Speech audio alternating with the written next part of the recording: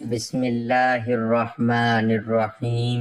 سلطان عثمان غنی کا عیاش حکمران، ہر رات 20 کنیزوں سے ہم بستری کرنے والا سلطان کے بارے میں معلومات جاننے کے لیے ویڈیو کو مکمل دیکھیے گا۔ محترم ناظرین، ہم ایک ایسے سلطان کے بارے میں جانیں گے جس نے اپنی ساری زندگی فحاشی اور بے حیائی میں گزاری۔ خلافت عثمانیہ کی اس سلطان کا نام سلطان ابراہیم اول تھا۔ ابراہیم اپنے والد سلطان احمد اول کا 12واں بیٹا تھا، جس کی والدہ کا نام قوسم سلطان تھا، جو خلافت عثمانیہ کی چند ایک مشہور ترین خواتین میں سے ایک ہیں۔ اس کے والد سلطان احمد اول کی وفات کے بعد اس کے بھائیوں میں اقتدار حاصل کرنے کی جنگ چل پڑی۔ ہر بھائی اپنے آپ کو خلافت عثمانیہ کے تخت کا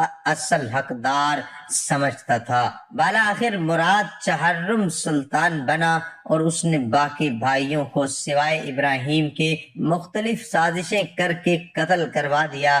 مراد چہرم کے لیے ابراہیم کوئی خطرہ نہ تھا، کیونکہ اس نے اپنے سگے بیٹے ابراہیم کو اس کے بچپن میں ہی ایک پنجرے میں قید کروا دیا تھا۔ قید اور ہر وقت موت کے خوف نے ابراہیم کو ایک ذہنی مریض بنا لیا تھا۔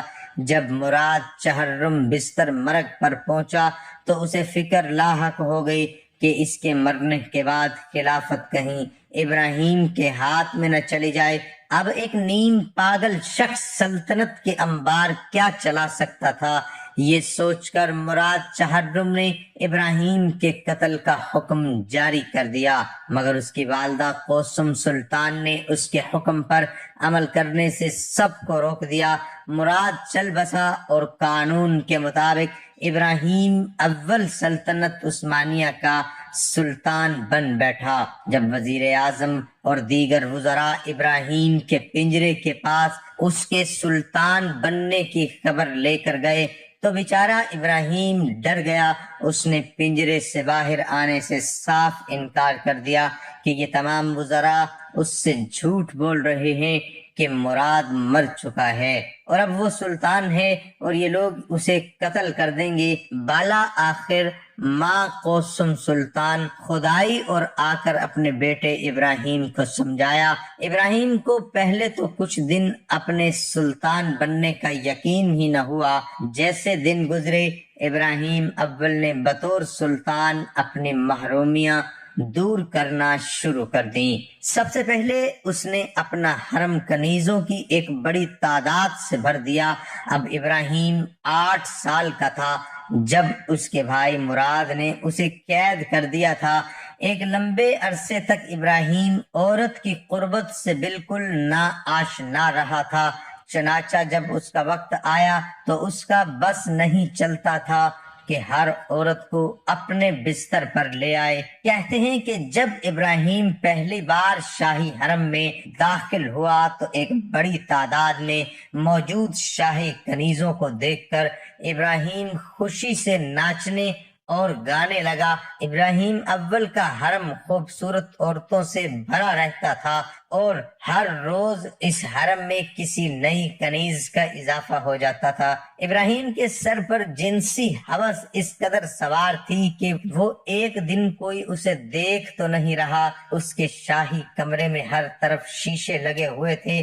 ان شیشوں میں ابراہیم سلطان کا خود کو اپنی کنیز کے ساتھ جنسی عمل کرتے دیکھنا بڑا پسند تھا۔ ایک دن ابراہیم کی نظر اس کے مفتی اعظم کی جوان اور نہایت خوبصورت بیٹی پر پڑ گئی۔ ابراہیم نے فوری طور پر مفتی اعظم کو حکم دیا کہ وہ اپنی بیٹی اس کے حرم میں بھیج دے۔ مفتی اعظم نے یہ بات ماننے سے صاف انکار کر دیا۔ ابراہیم انکار سن کر شدید غصے میں آ گیا۔ اس نے مفتی اعظم کی بیٹی کو اغوا کر لیا اور اپنے حرم میں لے گیا۔ بیچاری لڑکی سے ابراہیم سلطان کئی دنوں تک زیادتی کرتا رہا۔ جب ابراہیم نے پوری طرح سے اس لڑکی کی جوانی نوچ کھائی تو پھر اسے واپس اس کے گھر بھیج دیا۔ اپنی مختلف کنیزوں سے ابراہیم اول کے 18 بچے تھے۔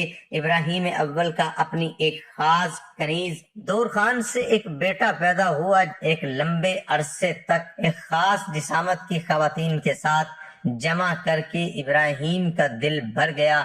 اسی عرصے میں ایک دن ابراہیم کی نظر ایک خوبصورت جسامت کی جوان لڑکی پر پڑ گئی۔ ابراہیم کے ذہن میں آیا کہ شاید کسی موٹی جسامت والی عورت سے زیادہ جنسی لذت حاصل کی جا سکتی ہوگی، چنانچہ اس نے اپنے وزیر اعظم یوسف پاشا کو حکم دیا کہ وہ ایسی موٹی جسامت کی کوئی عورت ڈھونڈ کر لائے۔ تلاش شروع ہوئی تو بالا آخر ارمینیا سے ایک عورت کو خرید کر سلطان کے سامنے پیش کیا گیا۔ بقول تاریخ نویسوں کی اس عورت کا نام شکر پارا تھا اور اس کا وزن تقریباً 150 کلو گرام تھا۔ ابراہیم شکر پارا سے بہت خوش ہوا اور اسے اپنی کنیز خاص کا عہدہ بھی عنایت کر دیا۔ اب ابراہیم اول کے حرم میں شکر پارا کا راج چلنے لگا۔ ابراہیم اول کی ذہنی پسماندگی کا اندازہ اس بات سے لگائیں کہ ایک مرتبہ اپنے کسی وزیر کی کسی بات سے خوش ہو کر ابراہیم نے اپنی 3 سالہ بیٹی کی منگنی اس وزیر سے کر دی، پھر اگلے ہی سال اس وزیر سے ناراض ہو کر اسے موت کے گھاٹ اتار دیا۔ ابراہیم کو ہر وقت ٹھاٹ باٹ میں رہنے کی عادت بھی تھی، بہت زیادہ رقم محل کی تعظیم و آرائش پر خرچ کرتا، قیمتی سے قیمتی لباس پہنتا، یورپ سے خاص ہنرمند سلطان کے پاس آتے، چھوٹے موٹے کام کرتے اور ان کے بدلے میں سلطان سے خوب مال و دولت بٹورتے تھے، حتیٰ کہ سلطان خوشبو بھی پیش قیمتی استعمال کرتا۔ ان تمام فضول خرچیوں کی وجہ سے شاہی خزانہ خالی ہونا شروع ہو گیا۔ جب نوبت یہاں تک پہنچی کہ فوج کے سپاہیوں کو کئی ماہ سے تنخواہ نہ ملی تو ابراہیم اول کی فوج نے اس کے خلاف بغاوت کر دی۔ جب مفتی اعظم نے فوج کی بغاوت دیکھی تو اس نے ابراہیم اول کے خلاف فتویٰ جاری کر دیا اور آخر کار سلطان کو اس عہدے سے معزول کر کے قید خانے میں ڈال دیا گیا۔ ابراہیم سلطان کا کم عمر بیٹا اپنے باپ کی جگہ تخت پر بیٹھا۔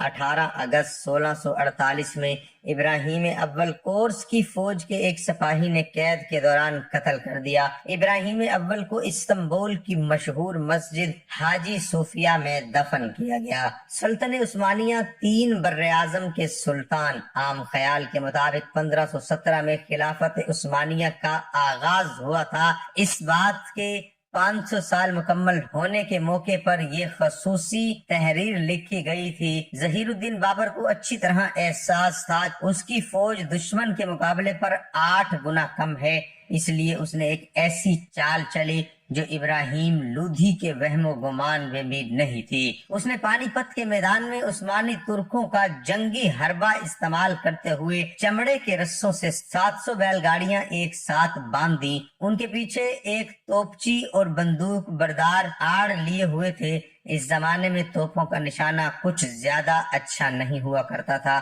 اللہ تعالی ہم سب کو شریعت کے مطابق زندگی گزارنے کی توفیق عطا فرمائے اور ہم سب کا خاتمہ ایمان پر فرمائے اور ہم سب کو 5 وقت نماز با جماعت ادا کرنے کی توفیق عطا فرمائے اور میرا سنانا اور آپ کا سننا اپنی بارگاہ الہی میں قبول اور منظور فرمائے۔ آمین ثم آمین۔